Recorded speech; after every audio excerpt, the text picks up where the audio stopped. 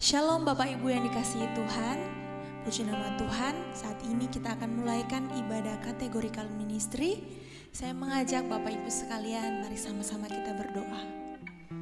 Terima kasih Bapakku yang baik. Pada hari ini Tuhan, kami mau mulaikan ibadah kategorikal ministry. Tuhan pimpin sertai ibadah kami ini. Kami menyerahkan kehidupan kami ke dalam tangan-Mu. Kami rindu Tuhan, menaikkan syukur kami, sembah kami hanya kepada Engkau. Terima kasih Bapa yang baik. Dalam nama Tuhan Yesus, haleluya, amin. Engkaulah gembala kami yang baik, yang selalu menuntun kehidupan kami. Bapa yang selalu menyertai kami. Terima kasih Tuhan.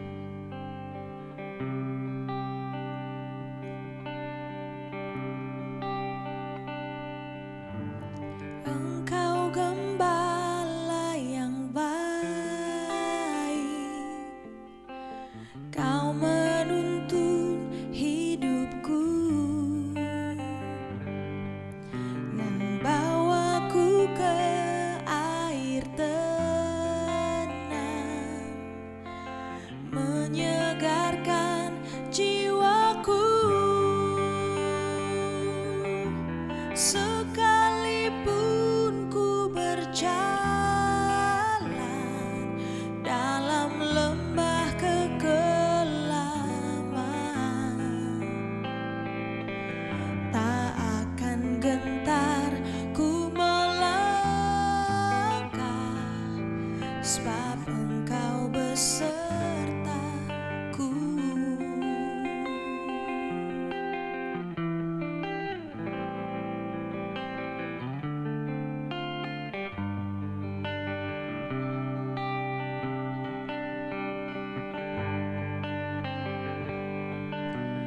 Engkau gembala yang baik,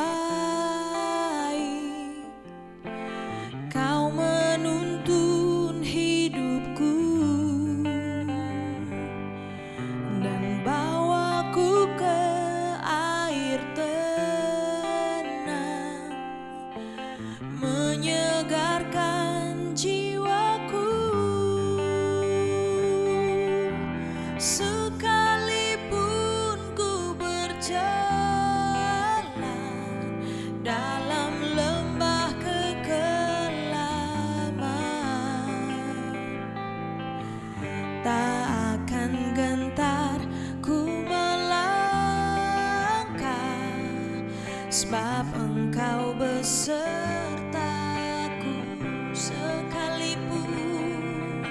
Sekalipun ku berjalan dalam lembah kekelaman,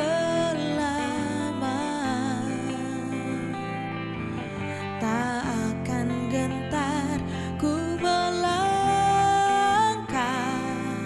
sebab Engkau besertaku. Oh, sekalipun ku berjalan dalam lembah kekelaman, tak akan gentar ku melangkah, sebab Engkau besertaku.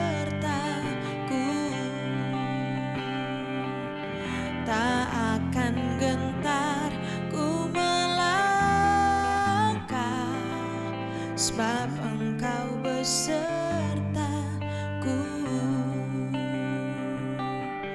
Tak akan gentar ku melangkah, sebab Engkau besertaku. Selamat malam Bapak Ibu Saudara terkasih yang dalam Tuhan. Sebelum kita mendengarkan firman Tuhan, mari kita berdoa. Terima kasih Tuhan, puji syukur kami naikkan padamu. Pada malam hari ini kami akan mendengarkan firman Tuhan. Kiranya firman Tuhan ini menjadi berkat bagi kami semua. Dalam nama Tuhan Kristus kami berdoa. Amin. Pada malam hari ini saya akan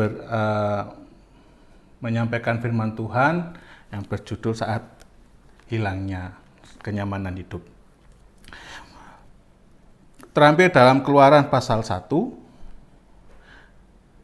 ayat yang ke-7 sampai yang ke-10. Orang-orang Israel beranak cucu dan tak terbilang jumlahnya. Mereka bertambah banyak dan dengan dahsyat berlipat ganda, sehingga negeri itu dipenuhi mereka. Kemudian bangkitlah seorang raja baru memerintah tanah Mesir, yang tidak mengenal Yusuf. Berkatalah raja itu kepada rakyatnya, bangsa Israel itu sangat banyak dan lebih besar jumlahnya daripada kita. Mari kita bertindak dengan bijaksana terhadap mereka, supaya mereka jangan bertambah banyak lagi, dan jika terjadi peperangan, jangan bersekutu nanti dengan musuh kita dan memerangi kita, lalu pergi dari negeri ini. Bapak Ibu saudara-saudara yang terkasih dalam Tuhan dimanapun Anda berada, ini merupakan penggalan kisah bangsa Israel pada waktu bertempat di Mesir. Kita tahu bahwa keberadaan bangsa Israel di Mesir itu tidak lepas dari permintaan Yusuf. Kalau kita mundur ke belakang, Yusuf ini dengan sukses mengatasi kelaparan bangsa Mesir. Dan tidak hanya bangsa Mesir, tetapi keluarga Yakub ini pun juga dapat terpelihara karena kehebatan Tuhan melalui Yusuf.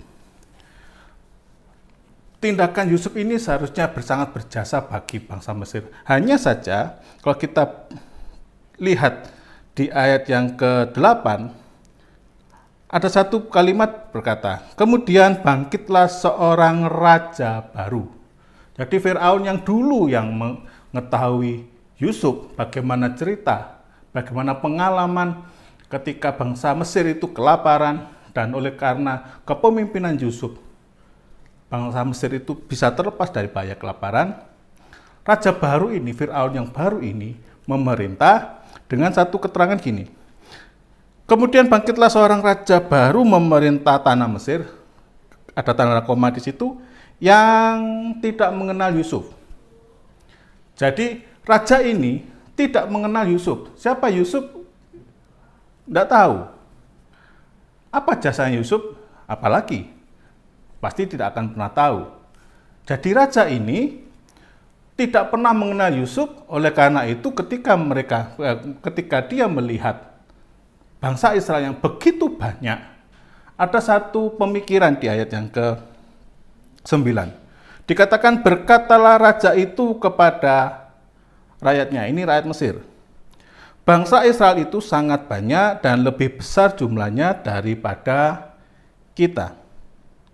Marilah kita bertindak dengan bijaksana terhadap mereka, supaya mereka jangan bertambah banyak lagi, dan jika terjadi peperangan, jangan bersekutu nanti dengan musuh kita dan memerangi kita, lalu pergi dari negeri ini. Raja Firaun yang tidak mengenal Yusuf itu berpikiran bahwa bangsa Israel ini kok semakin lama semakin bertambah banyak.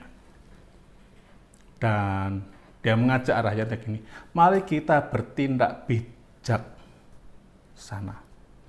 Mari kita bertindak bijaksana sesuai dengan apa yang kita pikirkan. Dari sinilah penindasan itu dimulai. Sebelum-sebelumnya bangsa Israel itu hidup dalam damai, penuh dengan kebutuhan itu senantiasa tercukupi di Mesir. Ketika raja baru ini memerintah, ada satu perlakuan bijaksana yang tadi dikatakan. Mari kita berlaku bijaksana. Apa itu? Mereka memutuskan untuk menindas bangsa Israel. Dari keadaan bangsa Israel yang begitu baik, begitu nyaman dalam hidupnya, berubah drastis sehingga kehidupan bangsa Israel tidak nyaman.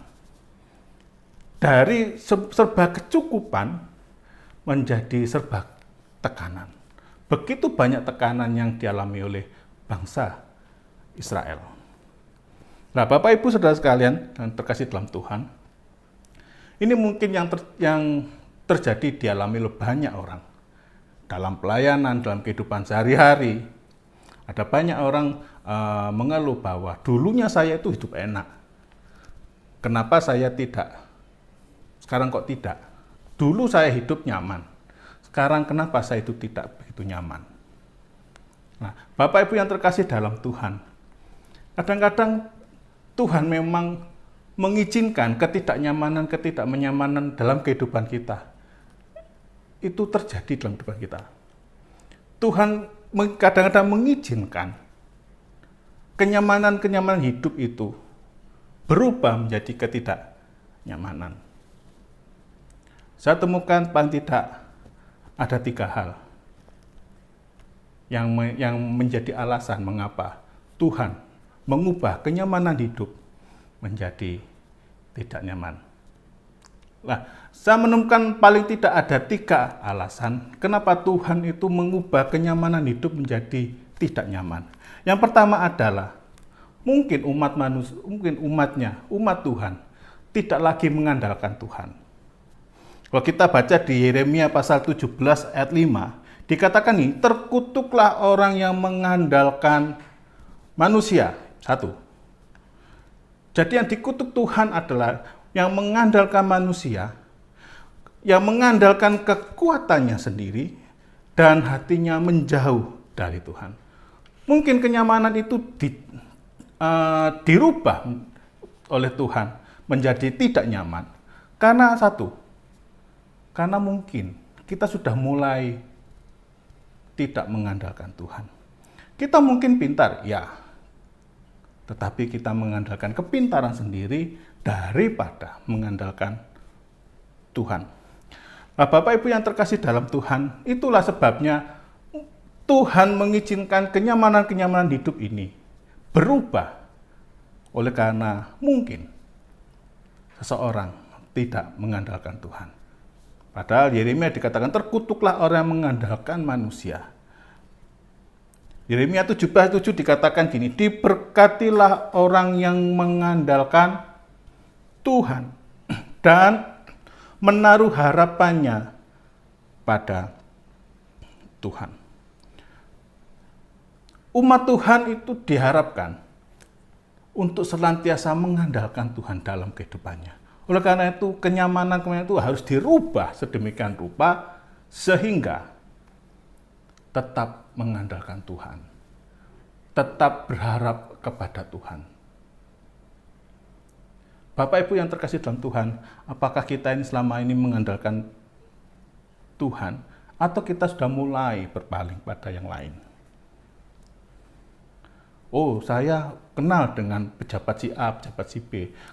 Kenalan saya banyak yang berpangkat. Apakah itu yang kita andalkan? Apakah itu sudah menggeser posisi Tuhan sehingga kita mengandalkan mengandalkan orang-orang tersebut dan tidak mengandalkan Tuhan? Jangan-jangan keadaan kita yang tidak nyaman itu karena kita sudah tidak mengandalkan Tuhan. Dalam ketidaknyamanan, mari kita tetap mengandalkan Tuhan. Yang kedua, di samping tidak lagi mengandalkan Tuhan, alasan apa sih yang menyebabkan Tuhan itu merubah kenyamanan hidup menjadi tidak nyaman? Yang kedua, selain tidak mengandalkan Tuhan, yang kedua adalah mungkin kenyamanan itu mendatangkan berkat, kenyamanan itu adalah berkat, dan berkat itu menjauhkan kita dari Tuhan.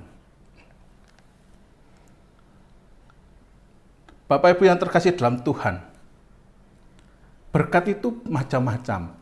Berkat itu ya kita dapat rumah bagus, kita bisa menikmati segala hal, dan membuat hidup kita itu nyaman. Dan ingat, berkat itu kadang-kadang bisa menarik kita jauh dari hadapan Tuhan. Usaha kita itu laris manis, usaha kita itu lancar-lancar saja, dan itu kita bisa menarik diri dari Tuhan. apa yang kita nikmati itu bisa menjauhkan kita dari Tuhan. Saya teringat dengan pengalaman yang dialami oleh Bapak Abraham. Abraham itu menunggu sekian lama untuk mendapatkan anak. Padahal Tuhan berkata, keturunanmu akan menjadi sangat banyak. Berapa anaknya Abraham waktu itu? Tidak ada. Belum punya. Kamu lihat bintang-bintang di langit, seperti itulah keturunanmu. Berapa anaknya Abraham? Belum punya anak. Menunggu sekian waktu lamanya, lahirlah seorang bernama Ishak yang menjadi anak kesayangan Abraham. Di pasal yang ke-22 dari Kejadian, pasal yang ke-22 ayat 2 dikatakan di sini firman-Nya, ambillah anakmu yang tunggal itu, yang engkau kasihi, yakni Ishak. Untuk apa? Pergilah ke tanah Moria dan persembahkanlah dia di sana sebagai korban bakaran pada salah satu gunung yang akan kukatakan kepadamu. Ada satu perintah yang aneh di sini. Ini anak yang dikatakan anak perjanjian, namanya Ishak, yang dilahirkan dari Sarah. Justru anak ini diminta oleh Tuhan, persembahkanlah dia di sana, di Gunung Moria, di tanah Moria. Nanti akan kutunjukkan tempatnya. Ini anak sudah lama sekali, bertahun-tahun diharapkan. Sudah besar, dikasih Abraham. Justru Tuhan minta, persembahkan. Dan Abraham mengerti, persembahan itu seperti apa? Yaitu harus dibunuh dan dibakar. Kalau kita baca terus-menerus kisah ini, tidak ada keraguan dalam diri Abraham. Sehingga dia mantap untuk mempersembahkan anaknya yang tunggal yang dia kasihi. Di Kejadian 22:12 dikatakan, lalu ia berfirman, jangan bunuh anak itu dan jangan kau apa-apakan dia. Sebab telah ku ketahui sekarang bahwa engkau akan takut akan Allah dan engkau tidak segan-segan untuk menyerahkan anakmu yang tunggal itu kepadaku. Bapak Ibu yang terkasih dalam Tuhan, anak merupakan berkat tersendiri bagi Abraham. Tetapi dia tidak segan-segan untuk membunuh anak ini karena hatinya melekat pada Tuhan. Bapak Ibu yang terkasih dalam Tuhan, apakah Bapak Ibu diberkati Tuhan saat ini? Mari jangan sampai berkat yang kita nikmati justru menjauhkan kita dari Tuhan. Tetapi ketika kita diberkati Tuhan, semakin lama semakin dekat pada Tuhan. Karena berkat itu tidak hanya secara materi, tetapi penyertaan Tuhan itu berkat yang tersendiri. Bahkan berkat yang terbesar adalah ketika dia mau mati dan menebus kita dari dosa. Bapak Ibu yang terkasih dalam Tuhan, mungkin kenapa kenyamanan kita berubah menjadi tidak nyaman? Mungkin berkat yang kita nikmati itu sudah menjauhkan kita dari Tuhan. Tidak hanya mengandalkan Tuhan, tidak hanya kenyamanan itu menjauhkan kita dari Tuhan. Yang ketiga adalah ketidaknyamanan itu memberikan pengalaman baru bersama Tuhan. Pengalaman baru itu memuatkan iman kita dari ketidaknyamanan. Ketidaknyamanan yang terjadi dalam kehidupan kita membuat kita sepenuhnya bergantung pada Tuhan. Dan ini yang alasan ketiga. Kenapa Tuhan itu mengizinkan ketidaknyamanan ini terjadi dalam kehidupan kita? Yang ketiga, Tuhan ingin memberikan pengalaman baru bersama dengan Dia. Saya teringat dengan kisah Ayub. Ayub itu merupakan orang yang sangat kaya. Ternaknya banyak, budaknya banyak, dia punya anak-anak yang mencintai Ayub. Dalam satu hari, apa yang dimiliki Ayub habis. Ternaknya dirampas orang, anak-anaknya mati semua, bahkan istrinya berkata, "Sudahlah Ayub, kutuki Allahmu dan matilah." Kalau kita runtut pengalaman Ayub, apa yang dirasakan Ayub, apa yang dialami oleh Ayub, itu bukan datang dari karena keberdosaan Ayub, bukan datang karena Ayub ini berbuat dosa, tidak. Karena Tuhan berkata, "Itu loh Ayub, hambaku, dia saleh di hadapanku. Dia hidupnya saleh di hadapanku." Tidak ada indikasi bahwa Ayub ini berdosa terhadap Tuhan, tidak. Tetapi kenyamanan itu berubah menjadi tidak nyaman. Anaknya mati semua, hartanya habis, dan dia punya penyakit gatal dari ujung kepala sampai ujung kaki. Satu kehidupan yang tidak nyaman. Kalau sekarang mungkin kalau kehidupan sekarang, saldo yang di bank kita tidak bisa cair.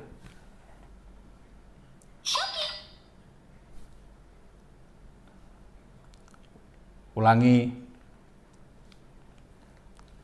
Kalau dalam kehidupan sekarang, mungkin saldo bank kita tidak cair, tidak bisa cair karena terjadi sesuatu hal.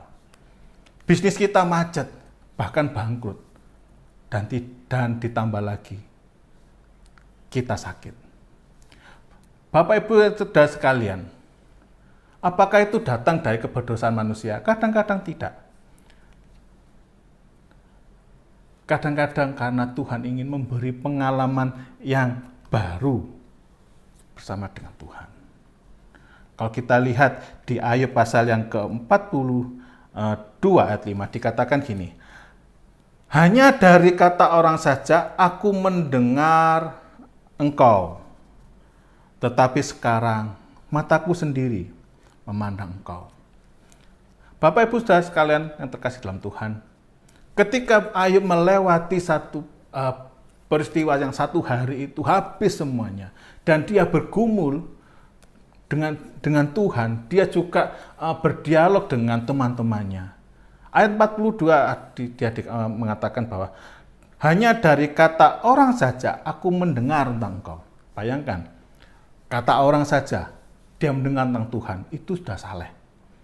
Tetapi sekarang mataku sendiri memandang engkau.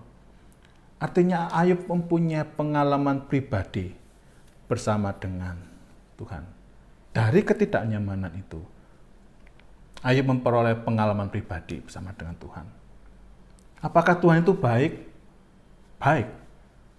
Pertanyaannya adalah, apakah itu berdasarkan pengalaman kita atau pengalaman orang lain?